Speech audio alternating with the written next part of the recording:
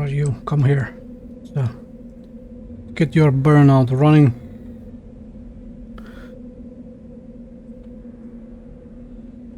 Skeleton is about to be up in just a moment. I mean, I could just always sit down here, but I like to climb up the sides of a zone, because those are generally entirely free of various patrolling creatures. There should be no patrols here anyway, but still, it's a basic safety thing. Climb on a zone wall, huh?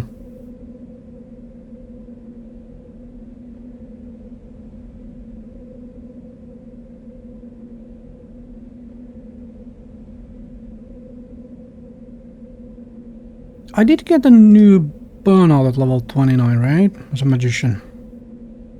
Where is my magician? Oh, let's whack this skeleton first, and then I will look at the burnout. The level 29 spells.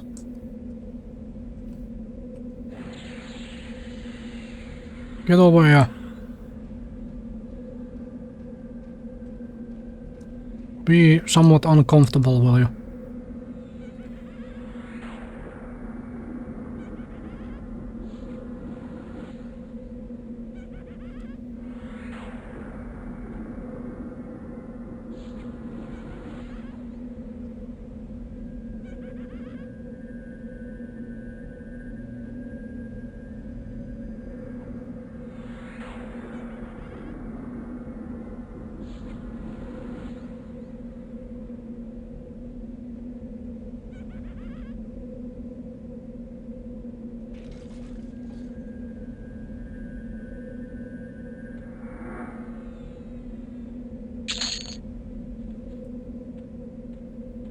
Yeah, you know what? Let's sit down here. For a change of pace. Let's just sit down here. Okay, show me that magician spell last for level 29. There we go. Yeah, burnout 2. Wait, I can get experience now? Who sells that?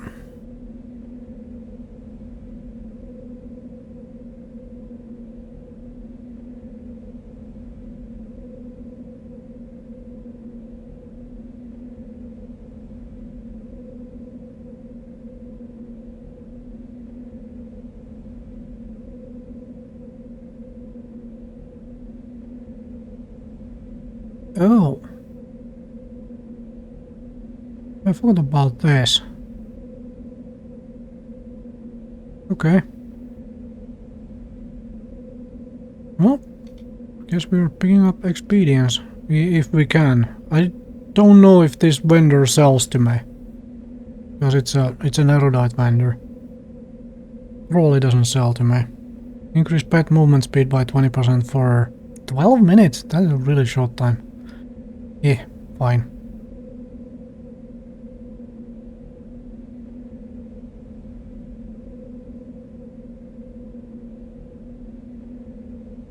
We get Phantom Chain,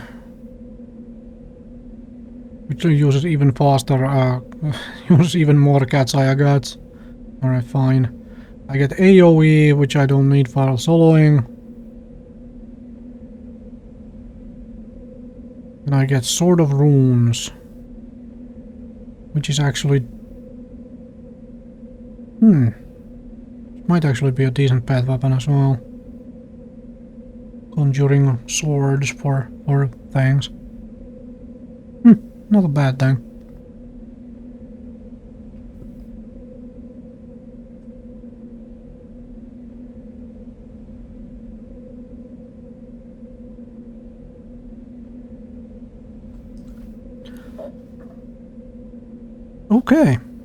Okay.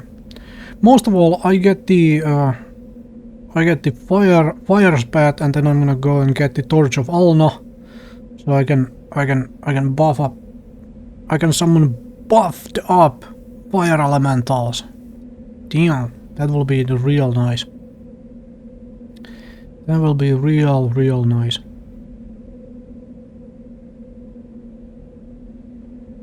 I do not get a new single target nuke at 29. I'll have to wait until 34 for that.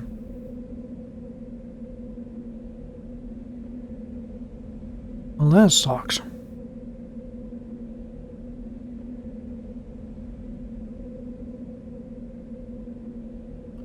.34 is the earth pad, not the water pad. Maybe I can, maybe by level 34 I can get the shovel as well done, so I can use an earth pad from 34 to 39. In case I cannot research the fire pad.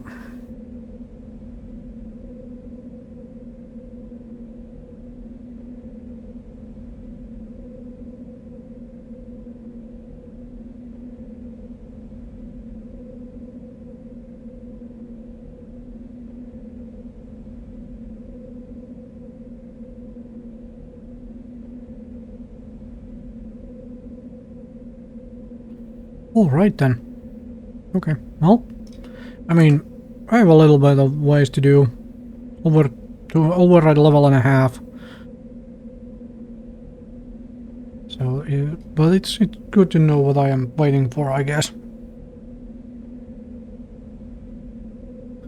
Most of all, the new burnout and the new fire pad will be kind of nice, especially with the torch. Torch!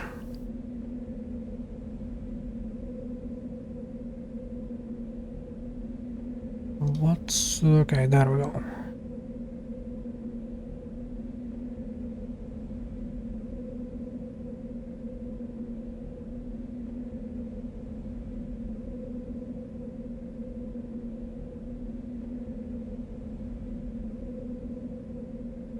Attacking a giant skeleton.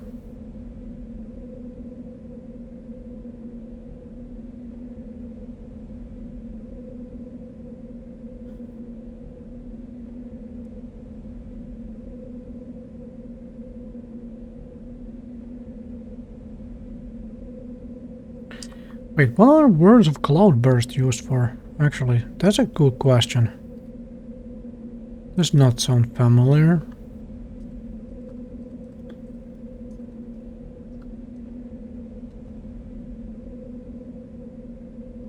It's another necromancer spell thing. Okay, fine. I find all the necromancer words of these mobs, huh?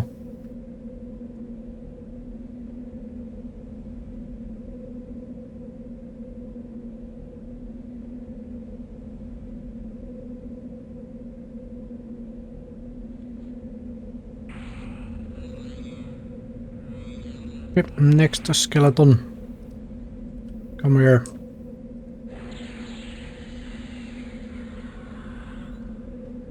I could possibly get XP from some of the smaller undead as well here.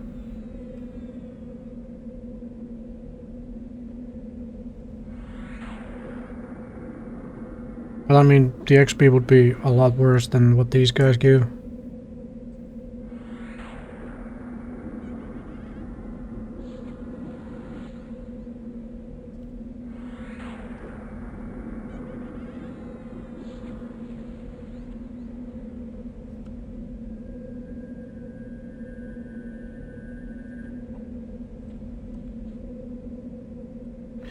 Raybone is green.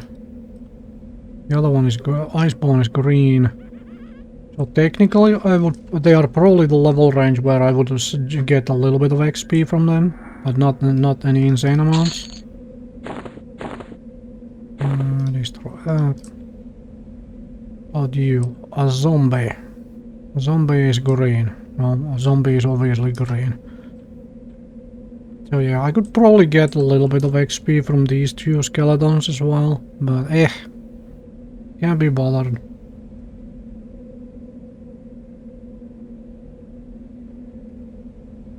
Cannot be bothered. I'll just keep pulling this giant skeleton and call it a day. Nice and easy and lazy XP. And safe.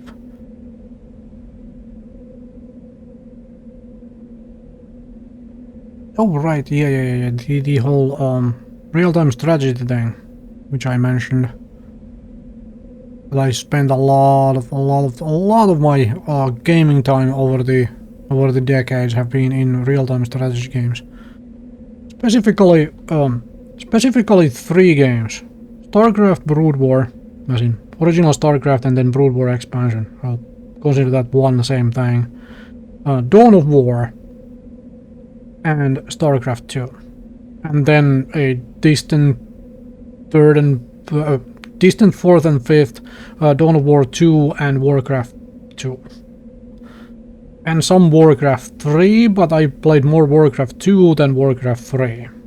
But I never did really play the Warcraft series, and I really didn't play Dawn of War 2 too much. I played the first Dawn of War a lot.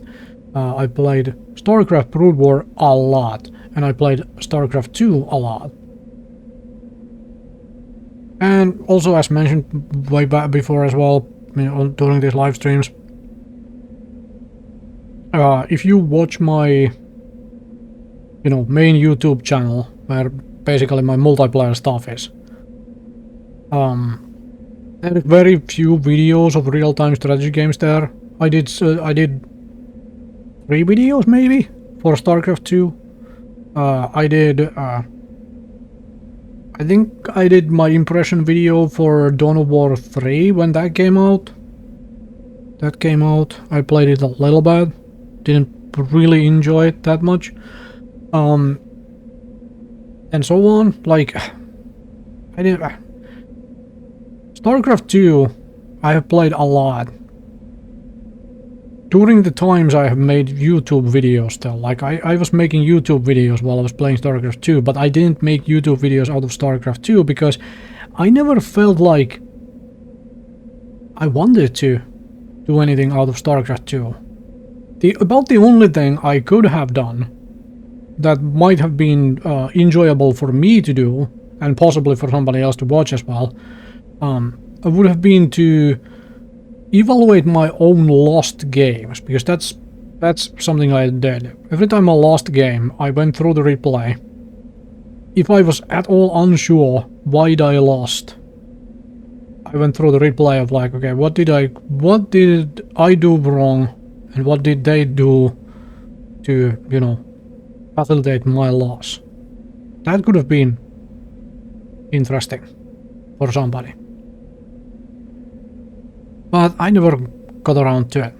However, I was talking about real-time strategy games specifically in the context of toxic gameplay or toxic people playing games. Of making, essentially somebody making your gameplay experience worse purely for whatever reason they are doing it, but purely for, purely by playing the game in a fashion that destroys it for everybody else. Somebody who plays, League of Legends, and all they do is suicide into the enemy over and over and over to try and throw the game for other people's. That one person is ruining the game experience for 4 people. In real-time strategy games, generally, there are multiplayer maps, like you have free-for-alls and you have like 2v2s and whatnot. Generally, you play 1 versus 1, and when you load into a 1 versus 1, you consent, to the fact that you might lose. Simple as. And you can't really ruin another player's playing experience unless obviously somebody plays with cheats, like an actual exploiting of the game system in some fashion. That is always a case. However, just purely playing a game because the other player consented to whatever the heck you are doing. You can be 6-poled, or, well, these days, StarCraft 2, it would be 12-poled because you start with 12 workers, Roach rushed, Reaper rushed, Zealot rushed, Battlecruiser rushed. There are so many ways you can, or Cannon rushed for the Protoss as well. There are so many ways you can do like early attacks and early aggression and so on that people don't necessarily like. And there is a difference between things you don't like and things that objectively and actively harm your gameplay experience. Like sure, if you run into 4 people in a row who all do, you know, some type of very early game aggressive attack, or all in, and so on, it can get a little annoying. But in the same go, if you think on longer term, and you actually want to get better at the game, like I did, or do when I play games, some folks doing stuff like that to you and you end up losing, you evaluate how do I counter that stuff, and in the long term you become a better player because you learn how to counter that stuff. And suddenly those early rushes don't really seem all that threatening anymore. And when you can overcome them and then become victorious, it feels really good. Damn, it feels really good. It is amazing. Amazing feeling. So yeah, lots of StarCraft 2. StarCraft 2 is fun. Fun game. So was StarCraft Brood War, so was Dawn of War. Dawn of War was amazing as well. So on. There is a lot of good games. Hopefully everybody finds a game they actually enjoy playing. Mine tend to be... Games I play, when it comes to video games, tend to be fairly mechanically heavy, for the most part. As in, the ones I really enjoy and play for extended periods of time, years on end.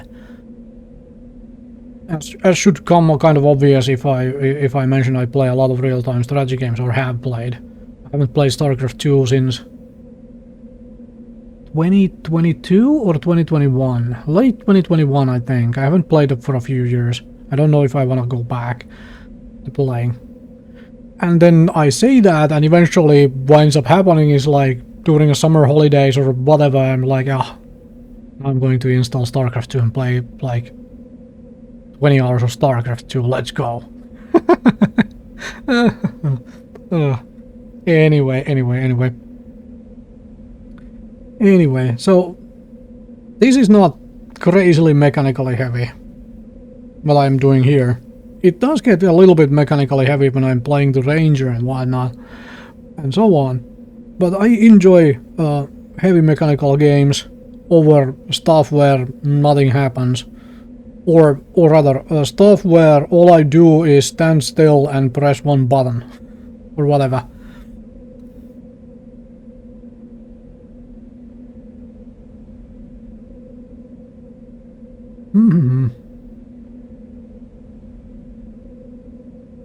Which is also why, while I do like strategy games, as it should be obvious since I play real-time strategy, there is a whole lot of like turn-based strategy games where it basically just boils down to every turn finding one optimal scenario to play, or a specific order of sequences that you do, and it starts being... I find that boring, let's put it that way. Where it's I'm just trying to find a sequence of like do this and then do that and then do that, and I have essentially infinite amount of time to do it. Which is one reason, if you have watched my Let's Play channel, links down below, both on YouTube and on Twitch as well.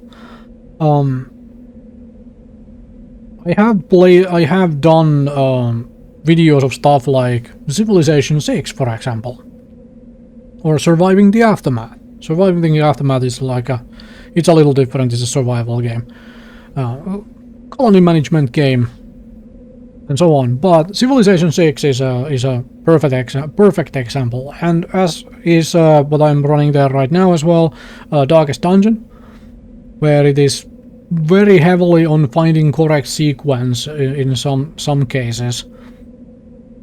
But the turn order changes and such, so it's not exactly the same for Darkest Dungeon. But Civilization 6 is the really good example, where when you're playing it single player, alone, by yourself, with no timer, so you have infinite amounts of time to essentially consider what is the best move to make this turn.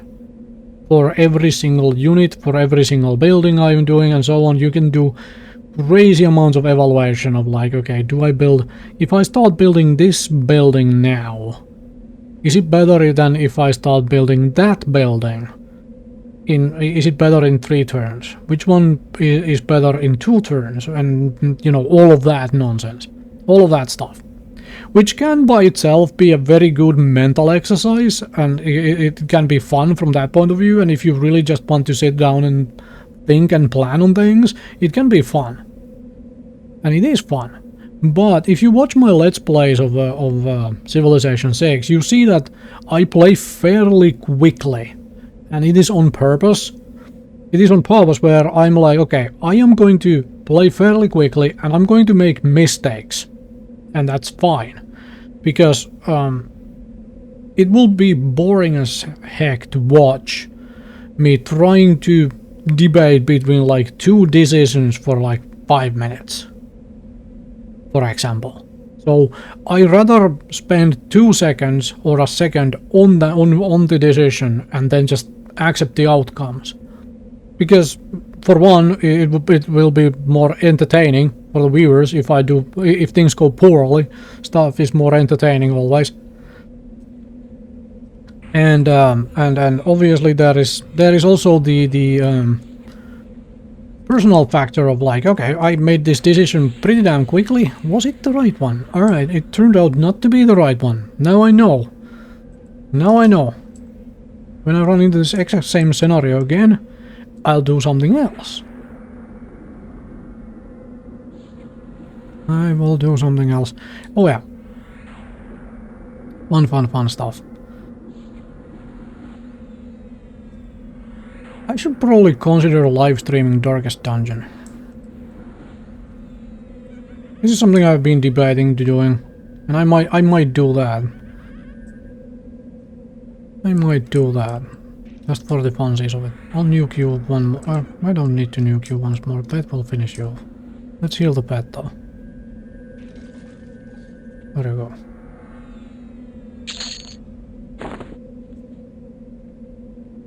There you go. Okay, now I'll be right back.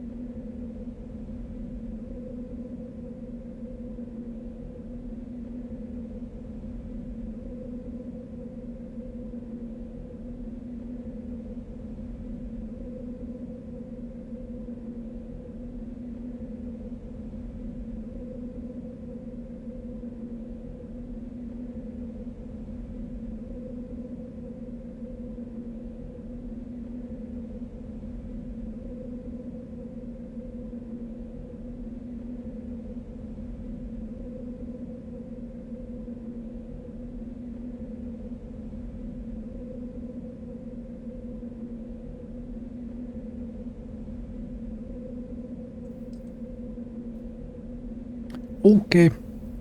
Spawn already, skeleton. Yeah, it's going to be, what? Minute and a half still? About there.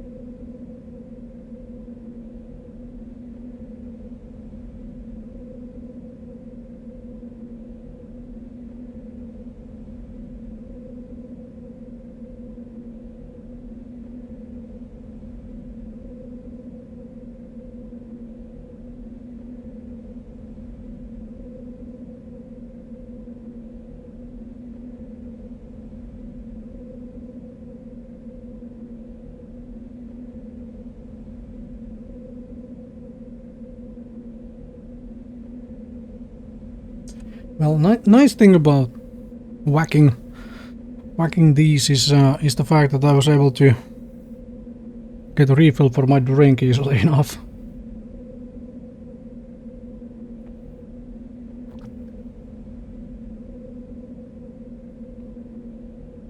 There's a good enough break to stretch your legs, wander around a little, get a refill for your drink, and also ramble about random things.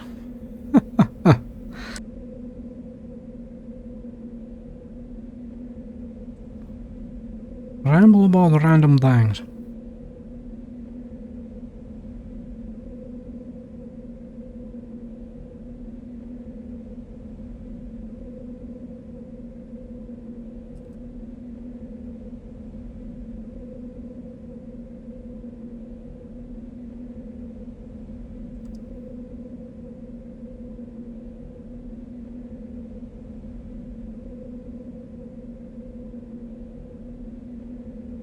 There we go.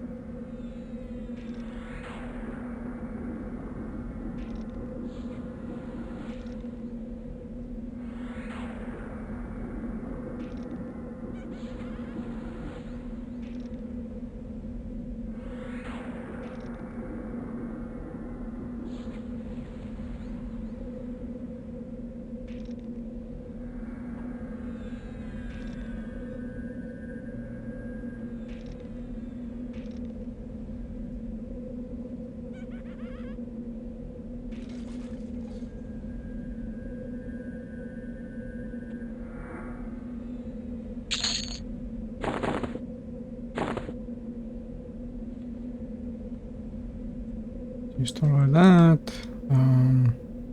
Alright, I need to buff myself. There we go.